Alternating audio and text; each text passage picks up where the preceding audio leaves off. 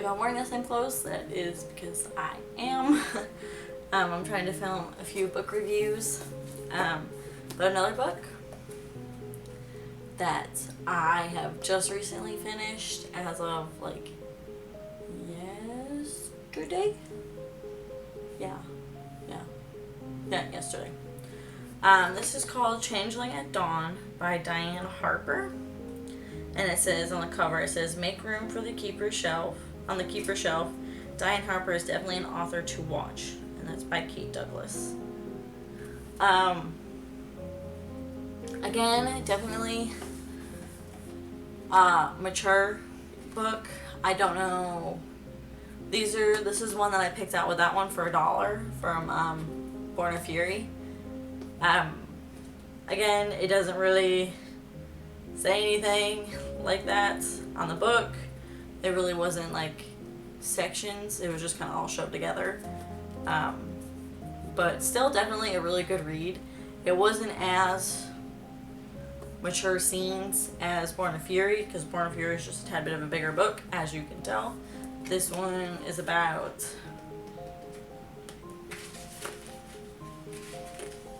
325 pages, as where that one was like 600 something. But I just want to read the back to you. So this is what the back looks like.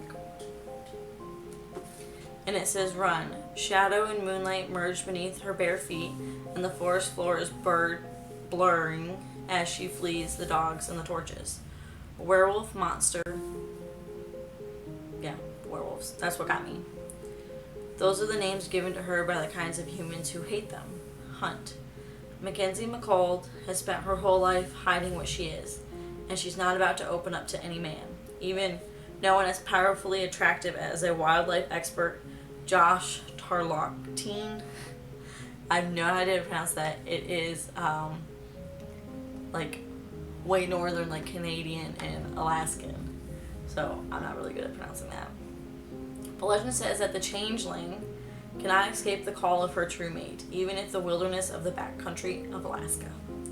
Mate. As isolated as archaeological site, a terrifying changeling cub, a shadowy research facility, as Mackenzie and Josh face their ultimate betrayal, his obsidian eyes promise untold pleasures and a hint at darkness of his own. So this is definitely fantasy. A little bit of a dystopia, I guess, because changelings, they kind of live in their own world, and that's what they are calling werewolves. They don't call them like the lycanthrope, whatever, or werewolves. They call themselves changelings because they believe that it's two spirits in their body. They have the wolf spirit, and then they have the human spirit. Kenzie, she is an archaeologist. I can't even say it. Where is it? Oh, archaeologist. There we go. Archaeologist. She likes to work alone, and she, as a young child, had a really scary past with humans. And in this universe, because I know there's so many different lores, myths about werewolves, but we'll just talk about this one. They don't change by the full moon. It's at will. And they don't, like, you know, if you ever watch like an old werewolf movie, how they like hunch their back up and they like vomit out their stomachs and like their bones start breaking. Well, in this one, it's just kind of like blue sparks like come flying out, and then all of a sudden they're a wolf. Or they go human. They don't have to get naked. Their clothes go with them. So pretty cool. Never read a book that made werewolves kind of look like that. They also live longer. They age like regular kids up to like their 20s and 30s, and then it just slowly slows down. It never actually stops, but they just age a lot slower. So she's already lived 3 decades in this. Or is it 3 centuries? She's either 3 centuries or 3 decades. She's pretty old.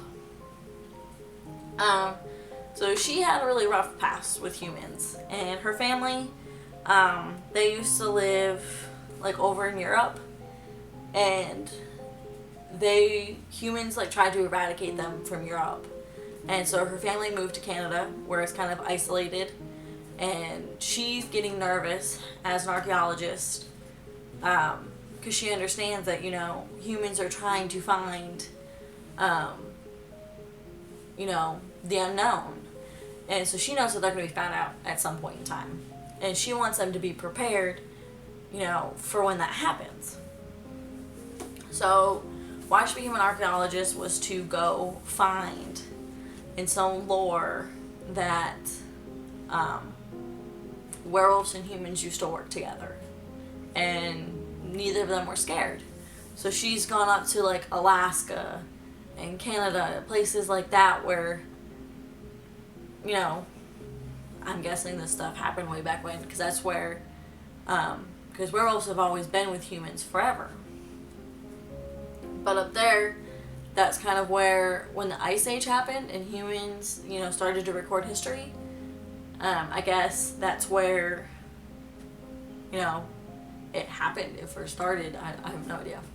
But that's what she's trying to do. So she goes up there and kind of starts on her own sort of thing.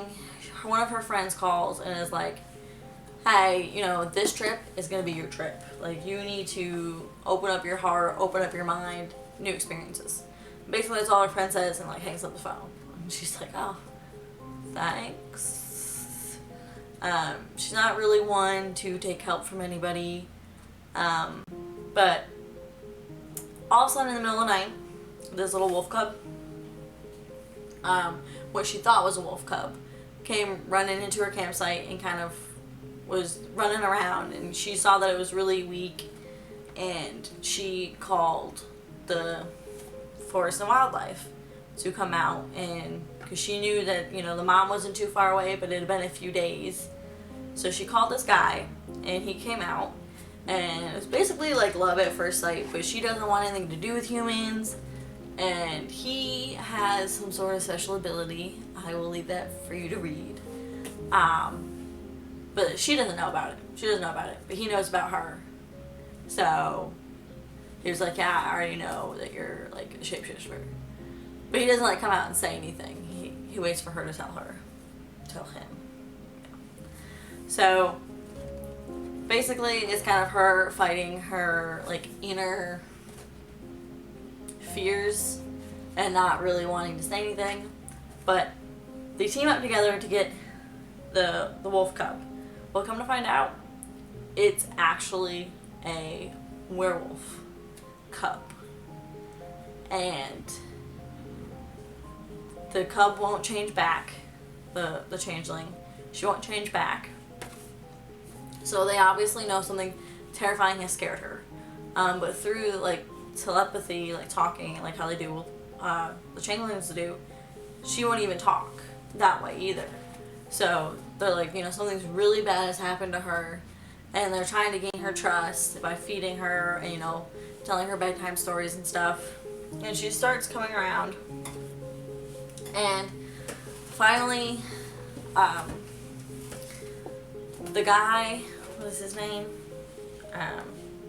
Josh, he goes to help out one of the local vets. The local vet is also a changeling. So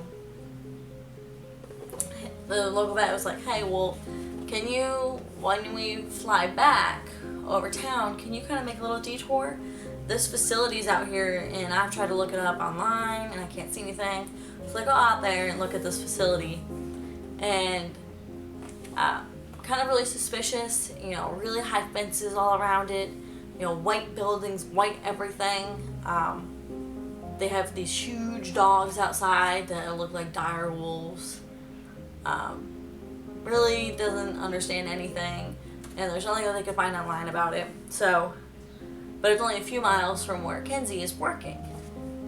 That's all. I'll leave the summary because after that it gets really good. But yeah, this was definitely a good read. It was definitely not even a half a day read for me.